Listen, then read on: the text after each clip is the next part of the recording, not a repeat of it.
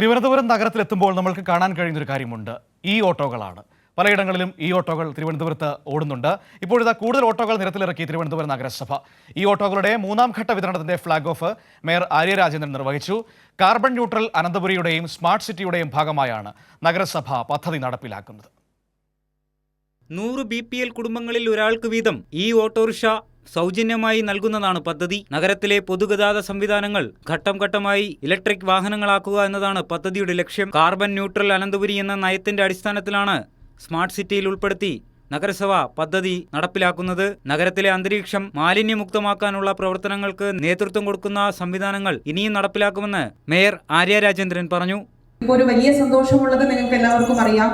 നഗരസഭാ പരിധിയിൽ carbon neutral എന്നതിനപ്പുറം ഒരു എനർജി സസ്റ്റൈനബിലിറ്റി, എനർജി എഫിഷ്യൻസി എന്ന് പറയുന്ന പദ്ധതി നടപ്പിലാക്കിയതിനാണ്. ഇക്കഴിഞ്ഞ ദിവസം ബാംഗ്ലൂർ വെച്ച് നടന്ന ചടങ്ങിൽ ടൈംസ് ബിസിനസ് അവാർഡ് ലഭിക്കുന്ന സാഹചര്യം ഉണ്ടായത്. അത്തരം അംഗീകാരങ്ങൾ ലഭിക്കുമ്പോൾ കൂടുതൽ കാര്യക്ഷമതയോടുകൂടി നമ്മുടെ പ്രകൃതി സൗഹൃദമായ ഇത്തരം പദ്ധതികൾ നടപ്പിലാക്കുക എന്നതിനോടൊപ്പം ജനസൗഹൃദമായി ജനങ്ങൾക്ക് വേണ്ടി പദ്ധതികൾ ഏറ്റെടുക്കുക എന്നതുകൂടിയാണ് നഗരസഭ ലക്ഷ്യം വയ്ക്കുന്നത്.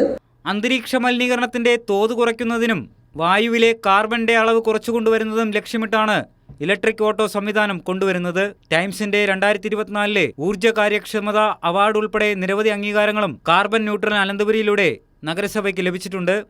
കൈരളി ന്യൂസ്, തിരുവനന്തപുരം.